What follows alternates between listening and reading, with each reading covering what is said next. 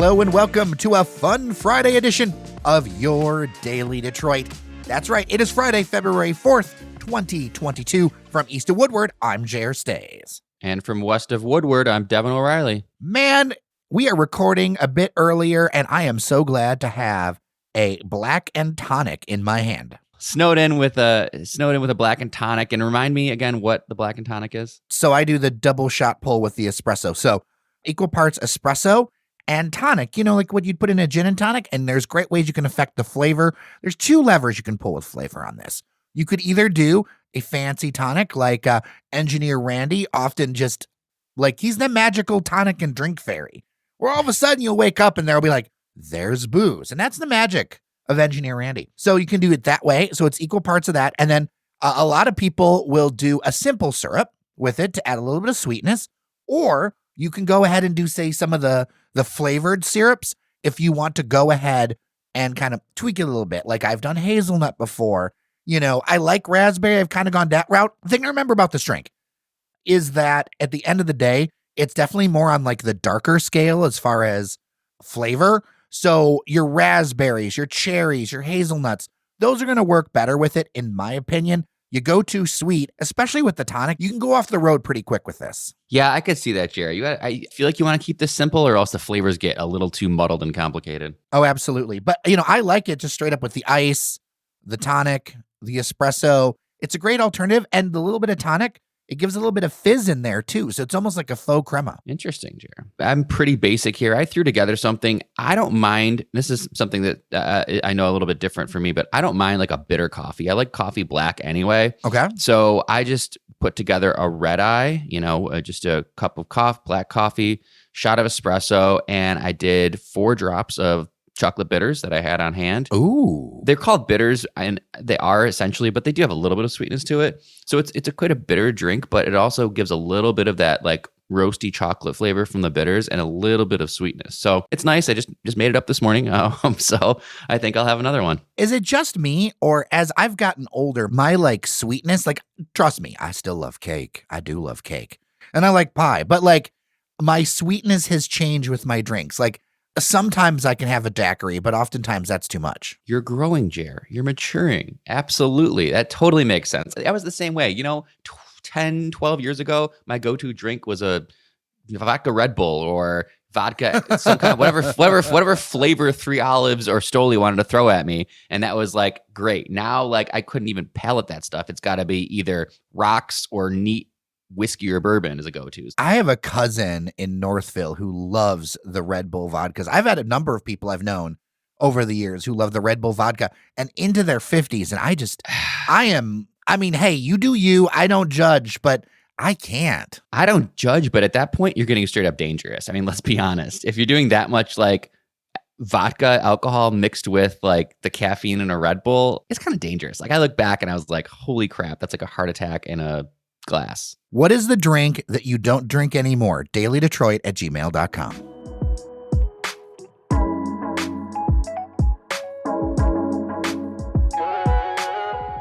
Devon, the big news this morning, hot off the presses, just maybe an hour before we recorded this. We kind of had an idea something was happening, but didn't really have all the details. Basically, we've got a new kind of partner on the Michigan Central Project. And we now know the state of Michigan is going to throw in more than $126 million worth of infrastructure, programming, resources, money, all the things for this transportation innovation zone in the district, this Michigan Central District, as they're now calling it, because I guess we're really into districts now. There's the District Detroit and there's the Michigan Central District. We're doing districts. We're doing districts. This is a big one. So listeners of the show shouldn't be all that surprised by this, Jerry. I mean, you and I have kind of alluded to all the stuff that was happening in Corktown and that was going to be happening. It's not really the complete realization of this because this is far from everything, but it's a big stake in the ground, And so There's multiple articles on cranes. I mean, as we're speaking, multiple articles are coming out on Detroit News and Free Press and other sources. So let's distill this down into like, what are the talking points? What are the things that you're going to want to know in this release? Because you could read thousands of words and not really understand what's going on or see kind of the important part. So the big thing is the name. You have Google coming to Michigan Central Station. They are being considered a founding partner of the Michigan Central District. That's a big deal in and of itself. Google, obviously one of the biggest names in technology. They are bringing to bear resources. They're going to be doing a Code Next lab at Michigan Central to teach computer science to high school students as a way to develop new talent who could work in the innovation district. On its face, you have a huge name in Google committing resources, committing dollars, putting their flag at Michigan Central with Ford and saying we are committed to providing skills training and developing the next generation of tech talent. We talk about talent so much in Southeast Michigan and how we're lagging behind. And you and I talked about this recently. So this is a play towards that. It's not the end all be all, but it is big to have this, to have people be able to get top tech training and hopefully attract and retain some of the top tech talent. So you've got Google coming here.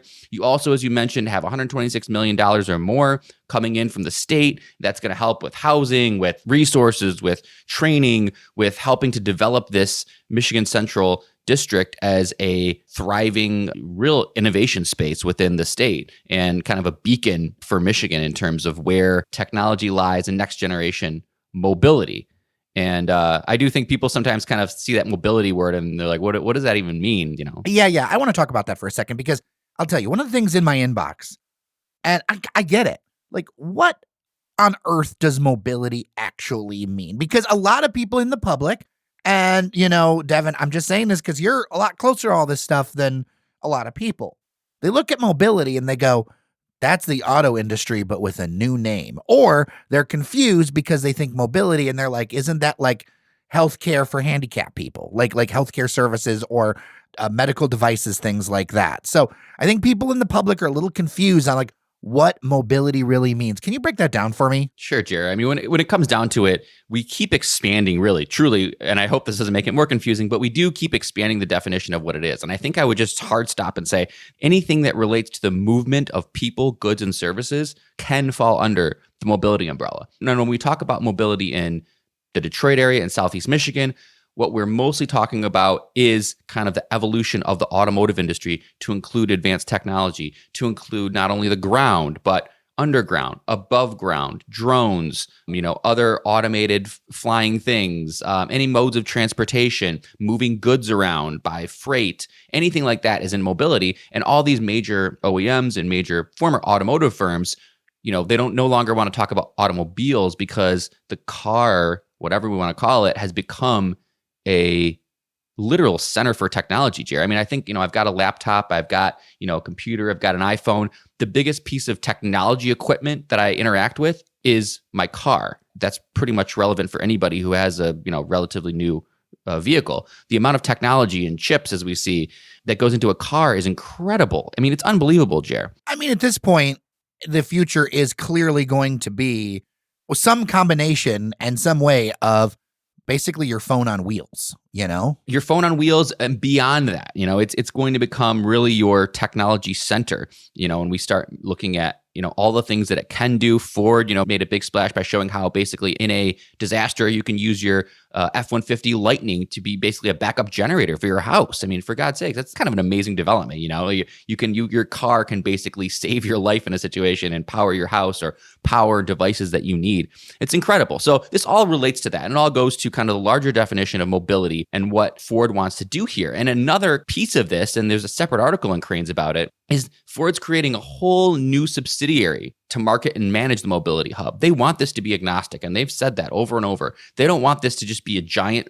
blue oval on top of the train station. And I guarantee you're not going to see a giant blue oval on top of the train station. Really? That's not their goal here. They want this to be agnostic, and they're kind of stepping back and saying, no, they formed the Michigan Central Innovation District, which is an LLC. That's going to manage how the Michigan Central Station and other buildings will be used for development of autonomous vehicles, new mobility tech, partnerships with things like Google, skills training, overall engagement with the community. This is beyond Ford even, Jared. This is like going beyond outside, bursting out of the blue oval. So I think the reason why I feel a little skeptical at this is that I just know the history of rivalry in this town.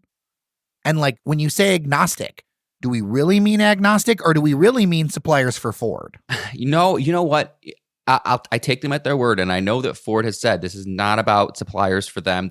From my knowledge, they haven't even, they're not even trying to go directly to suppliers and say they're going to people like Google's and, other names we can't say, but think of the biggest names in technologies and transportation. Those are the types of places they're looking to work with. And I agree with you, Jerry, in the same sense that, like, of course, I don't believe that General Motors will ever say, yeah, let's play together. We'll come to Michigan Central. GM is too big in that sense. But what it does do for maybe the OEMs, Stellantis, Toyota, some of the larger firms here, is maybe it does breed some competition. Maybe General Motors does say to itself, all right, we have to make a play then. We've got to do something. If we're not going to play with Ford, we got to do something to rival them. And, in that sense, just like in the birth of the auto industry, competition creates a better product overall. So what I would label this as is an in-progress announcement. As somebody who's been kind of watching this for a minute, not just this project, but other ones, when you have a large project, it's really smart to keep people updated and do smaller things so that people see progress. One of the big mistakes a lot of developers have done is they just stay quiet the entire time, unless there's another business reason to do so, meaning they need to lock up a deal or something. I completely agree with you. And I hope I didn't talk around it too much because, like, these are such big moving parts that we're talking about. And I'm glad you pointed that out, that, like, this isn't the end all be all. This is not the last time we'll talk about Michigan Central and Corktown. This is just kind of a next phase. It's an announcement that Google, that's the big one. Just if you take anything away from it, Google is going to be a founding partner and they're going to bring the googly resources to bear on Michigan Central. And that's what you should take away from this.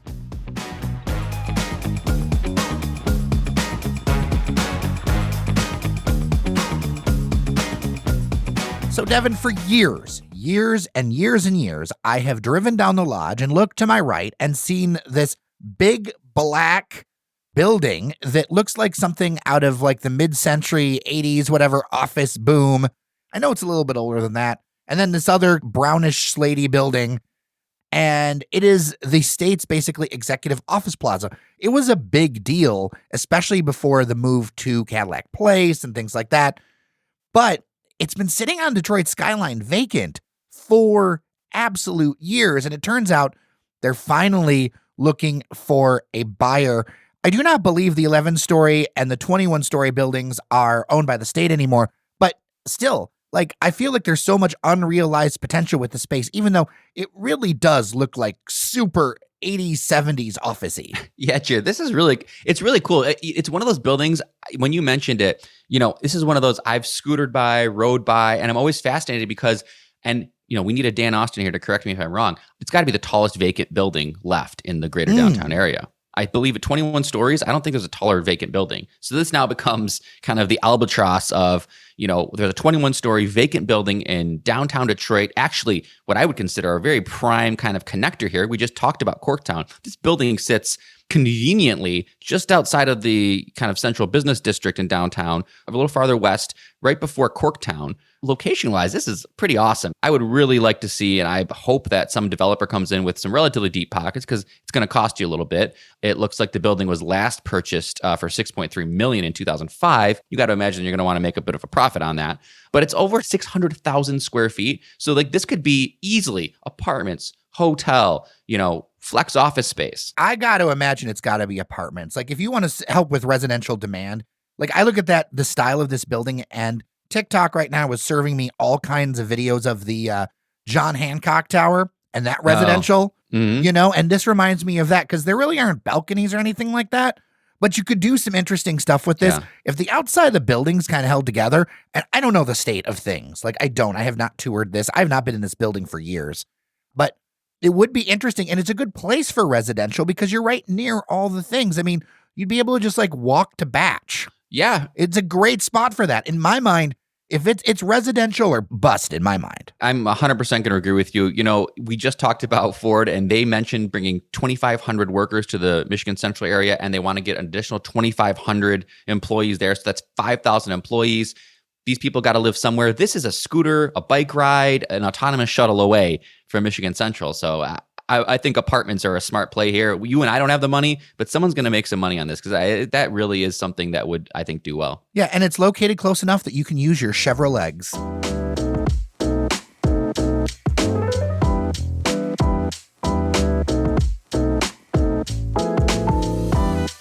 Two quick restaurant pieces of news I wanted to talk about. First off, for about 4 years, Street Beet has been open serving vegan food. A lot of people into that have given a lot of praise to Street Beet over the years for the quality of food they've done. I've eaten there a few times. They're in the back of 3rd Street. Well, they were in the back of 3rd Street. They are now closing. They are another victim of, well, everything in the world. I don't know all the details. They had a long Facebook post. We tweeted it out. First off, 4 years for a restaurant is a solid run. Second off, it's interesting to see another vegan place close. I don't know if this is part of a narrative or whatever, or is it everybody's just seeing it? And it's interesting too, because it's in the middle of Midtown. I wonder how much the lack of students has hurt them. And I also have memories because, Devon, do you remember Dangerously Delicious Pies? Do I ever? Jer, when I was drinking vodka Red Bulls at 3rd Street Bar, what do you think I washed him down with? The SMOG pie from Dangerously Delicious. The SMOG! Oh my gosh, that was amazing. Yes, my favorite. Yeah. So anyways, you couldn't think of two more different food venues. No, yeah, absolutely. No, for sure, Jer. Totally different concepts, but Street Beet was really good. I went there a few times.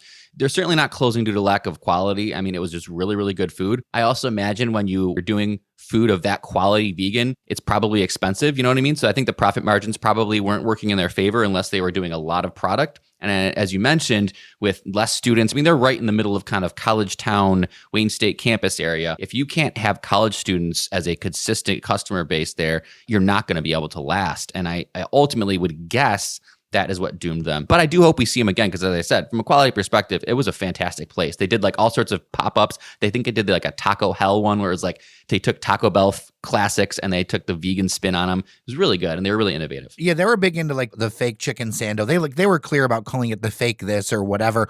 I will mention to listeners that they say that they will have 2 final weeks of business, February 9th and 13th and 16th through 20th. So if you want to sneak in one more round of Street Beet, you do have time this month. Now, switching focus to Southwest Detroit. And this is one where I saw the news over last weekend. I tweeted it out. I made sure to share it. I was in the middle of some things, but I got to tell you, the fire at Taqueria El Rey broke a lot of hearts for a lot of people. Of course, there's some snark on the side too, because you know, whenever anything's loved by someone, there's got to be people who hate it, right? But Taqueria El Rey basically, burned. I don't know all the details of it, but the community rallied up so quick for a crowdfunding campaign. And I can tell you, looking at the GoFundMe, that the relatives of Taqueria El Rey, the owners, all that, they raised more than $31,000 from the community to rebuild. And I got to say, like Taqueria El Rey, it's one of the places that is a favorite of lots of people. It's a crossover favorite. Everybody seems to go to Taqueria El Rey. And there are so many other wonderful restaurants in that area, but that's the one that I think stands out for a lot of people. I'm not often in that particular area, but when I'm there, I always look for Taqueria El Rey. I know it's huge in the community. So I mean, it just really says a lot when a business goes through a hardship like this. It was burned pretty badly, as we saw in the pictures. But to have the community rally around it, to have what I assume is part of the customer base rally around it, you can tell that these are people who really care about this business, who really care about the owners, who want this place to come back and to succeed and be an anchor business for the neighborhood, which they are. So really sad to see the tragedy that happened, but really hopeful to see that it looks like they will be able to come back. And I want to make a quick mention that their top donor, and you can see it on their page, they've raised $31,291 of their $20,000 goal. Their top donor, Bobcat Bonnie's, $1,500. So hats off to you guys. Clap for Bobcat Bonnie's. Great job.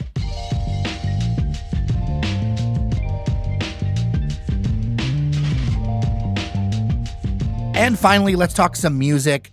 A little bit of development to start. The Motown Museum has purchased a new building that is just a few blocks west of their Grand Boulevard home complex. This is part of the Motown Museum's major expansion that they're doing. I'm really excited to see what happens with all that. There aren't a ton of details. The building's kind of like, it was built in the late 60s. It's got parking spaces.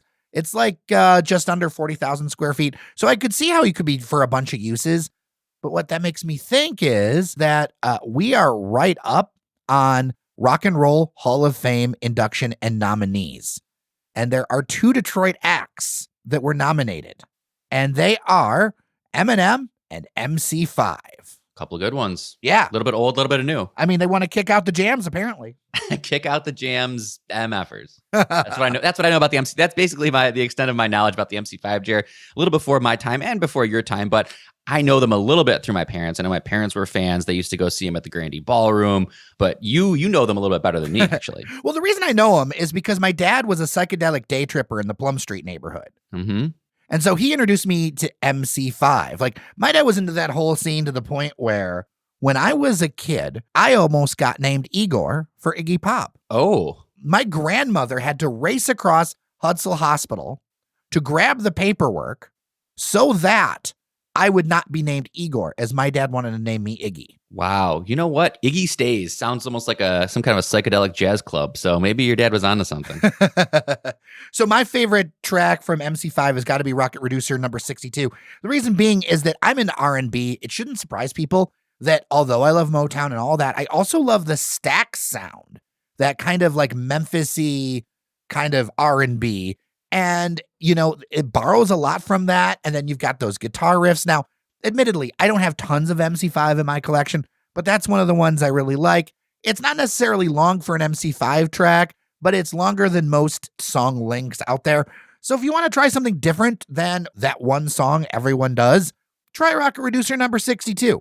Now, in your age range, and you can't dodge this one, Eminem. What's your Eminem track? I mean, now we're hitting it like I've had every Eminem album that's come out. I mean, I obviously, given my age and how impactful he was, I mean, that's big for me. So all I can say is, I mean, I have so many favorites. The Marshall Mathers LP is one of those albums, and that literally like represents a time in my life. Like I can basically paint a picture of where my life was. And I was, kind of a mid-tween, whatever, in 2000 when Marshall Mathers LP came out. And I don't think I've listened to a single album more than that. So everything on that like brings back memories for me. I was always a big fan of The Way I Am. I just like the beat on that, the little piano. I used to be able to play piano. I can do like the little piano hook on The Way I Am. Ooh. That's very simple. It's very simple. How it's not many that difficult. coffees at buymeacoffee.com/Daily Detroit do people need to buy for you to play the piano? Oh gosh. Buy a few and maybe buy me a drink too, and we'll see what happens. Okay. That's the challenge. We get a few of them. We get some more people over there. Devon will play the piano. Anyway, continue. I'll give it my best shot. But yeah, so The Way I Am on the Marshall Mathers LP, love the whole catalog. I think Eminem's going to be a shoo-in, right? I got to imagine. I think MC5 is difficult because of the age. And although popular, like they weren't like popular. Like I wonder if MC5 is going to go around another round or two. I would like to see them in. Absolutely. No doubt. But Eminem, I feel like, is an obvious winner. I mean, if he isn't, I think people are going to be really upset. I mean, he's one of the artists I grew up on. I knew so many of the lyrics by heart back in the day. But I got to tell you, you were talking about The Way I Am. For me, I was a fan even way before this, but I think as I get older, Stan has a lot of relevance to me. Mm-hmm. That stuff really happens with parasocial relationships. Like that's facts. And the thing is, I like both versions with Elton John and Dido because I don't know if you remember this, but at the Grammys, I think it was 01 or something, when M did that duet with Elton John, it was a big social deal. Oh, for sure. It was huge because there was this belief, like if you look at what people thought Eminem's politics were then, or maybe what they were, or his beliefs versus what he does now, I believe that performance and that interaction with Elton John and everything else was the beginning of the transformation to the modern Eminem. The more mature Eminem, the more refined Eminem that made his lyrics even sharper. I mean, even if you hear his modern rap today, it's on point, it's faster, it's crisper. And I think that that's part of the evolution and a key moment in Eminem's discography and sound. Yeah, you're absolutely right, Jared. First of all, Stan was a song ahead of its time. Like you said, it really kind of alludes to some of the social obsession we have now with the proliferation of social media and all that. Stan is even more relevant now, perhaps. But that Grammys, I burned into my brain because you're right. It was such a huge thing because Eminem basically he was maturing too. He was growing too. And a lot of his early stuff was, there was definitely some homophobic undertones or overtones and misogynistic stuff. And I feel like after this album, this was kind of like a bloodletting for him to get a lot of stuff out. And after this album, he started to mature a little bit in terms of his music and in terms of kind of the message he was kind of sending. And so this was really kind of a line in the sand going forward, and something people like us of our generation will always look back on and remember with a lot of fond memories, I think. That's another thing to send over to dailydetroit@gmail.com or on social, anywhere you want to tag us. Favorite MC5 track, favorite Eminem track.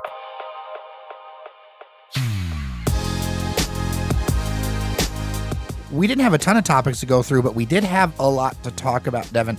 I do want to say, and I mentioned this on a previous episode, we got so much feedbacks from some previous episodes. We're actually going to design some special episodes together that are outside of our Friday rotation. Right, Dev? Yeah, so we're going to do some special episodes. Now's the time to do it. We had a great conversation today, Jared, but there's lots more out there, so look for that. For sure. Remember, we're on Apple Podcasts and wherever you download podcasts. Lots of places have ratings. Consider giving us 5 stars. It would be much appreciated. With that, have a wonderful weekend. Thank you so much for listening. I'm Jared Stays. I'm Devon O'Reilly. Take care of each other, and we'll see you around Detroit.